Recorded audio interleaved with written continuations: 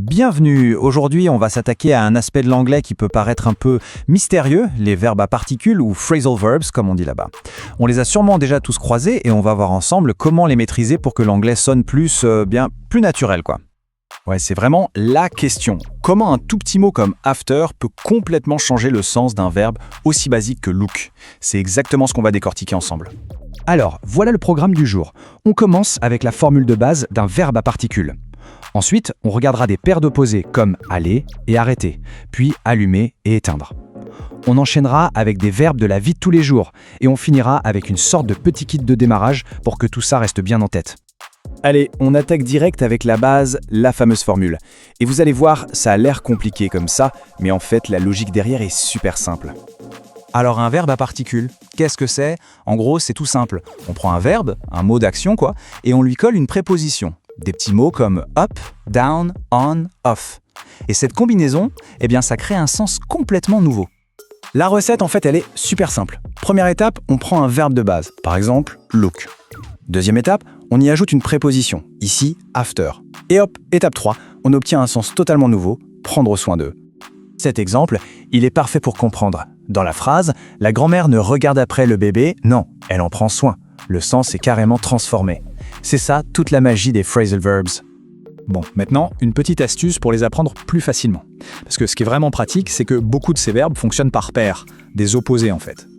Alors, prenons ces deux-là. D'un côté, on a slow down, qui veut dire ralentir, et qui est plutôt une demande polie. Et de l'autre, hurry up, qui veut dire dépêche-toi, mais qui peut vite sonner un peu sec, presque comme un ordre. Bref, ça peut être impoli selon la situation.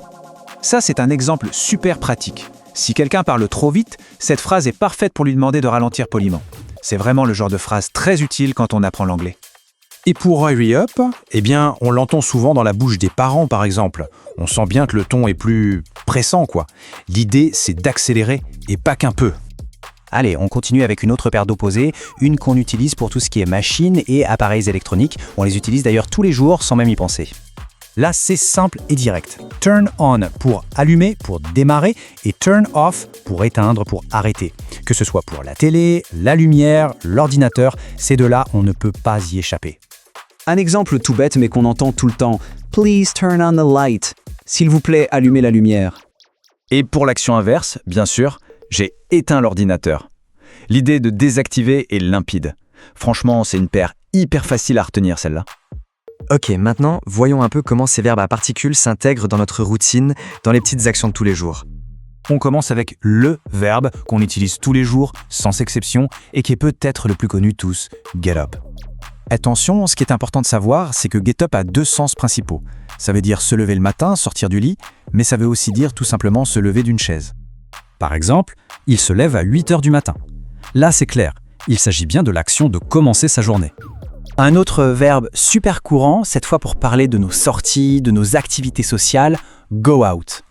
Go out, attention, ça ne veut pas juste dire mettre un pied dehors. Non, il y a vraiment cette idée de loisir, de s'amuser.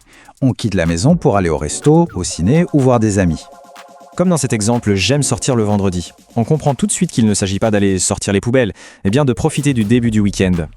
Bon, pour être sûr que tout est bien clair, on se fait un petit récapitulatif. Voyez ça comme votre kit de démarrage personnel.